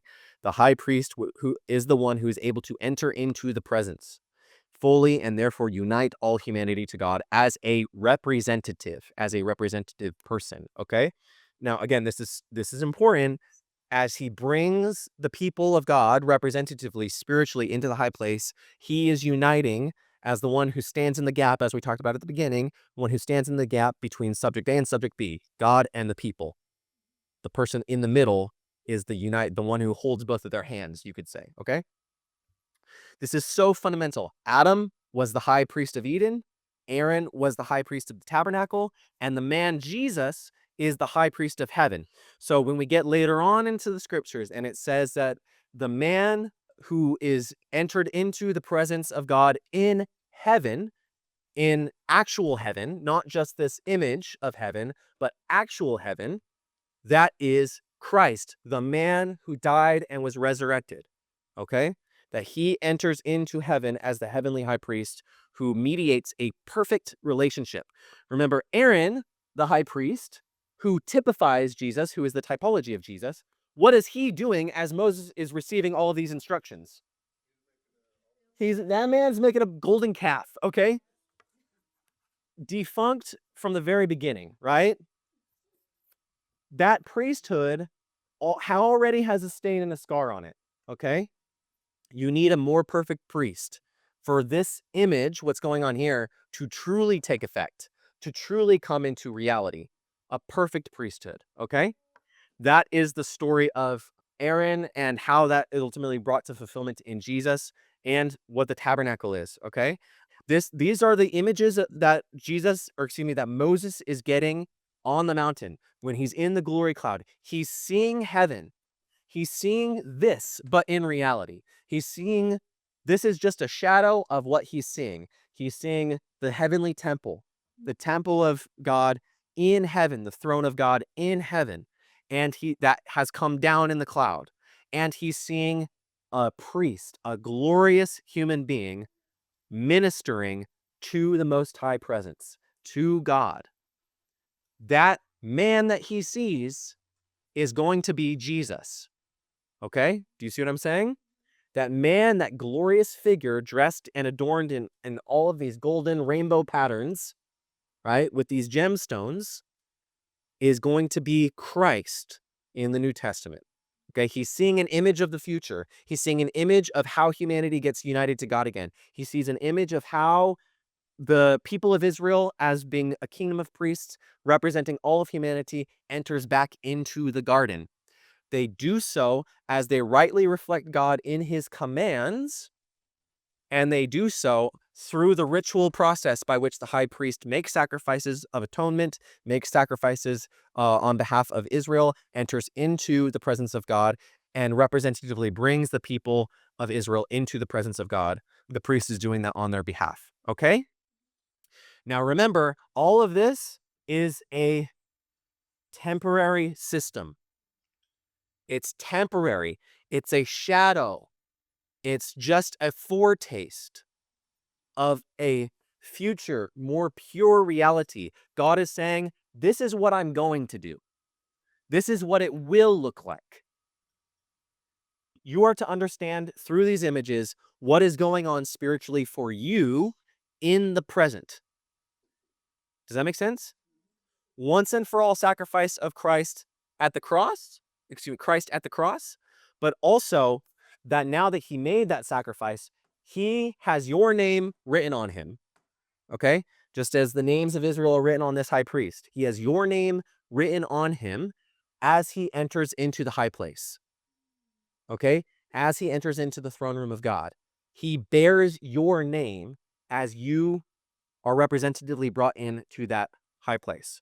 Okay, so when Paul says, you have been seated with Christ at the right hand of God, that's what he's talking about. The imagery that he has is that Christ, the high priest, has your name written on him.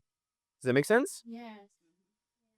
So all of this is an image of what is to come.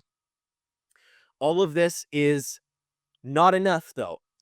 Again, because it's only an image, what's about to happen is something that will essentially make all of this meaningless, okay? Meaningless in the sense of it does not have the power to actually bring humanity back into the garden. Because what are they doing? They're making a golden calf as he's getting the instructions, okay? So what the story of Exodus is telling you is that even as God is coming down on the mountain and showing all these great things and giving all these good words, the empowerment has not come. The true sacrifice has not come, right? None of this is enough. It's ultimately a disappointment, okay? We're not back to the garden just yet. He's saying what he's going to do to bring us back to the garden. He's going to build this. And he's going to build this in his own body. Remember, Christ says of his own body that it is the temple of God, okay? And he says, I am the shepherd, I am the priest, I am the door, all these elements. Does that make sense? So the once and for all sacrifice made on Golgotha, on Easter or Good Friday, right? It collapses all of this and makes all of this meaningful. You could say it activates this. It makes it actually work, okay? It's the actual version of it that works. Okay, guys? That was it. Next time, golden calf and the book of Leviticus, okay? Sound good? All right. Thank you.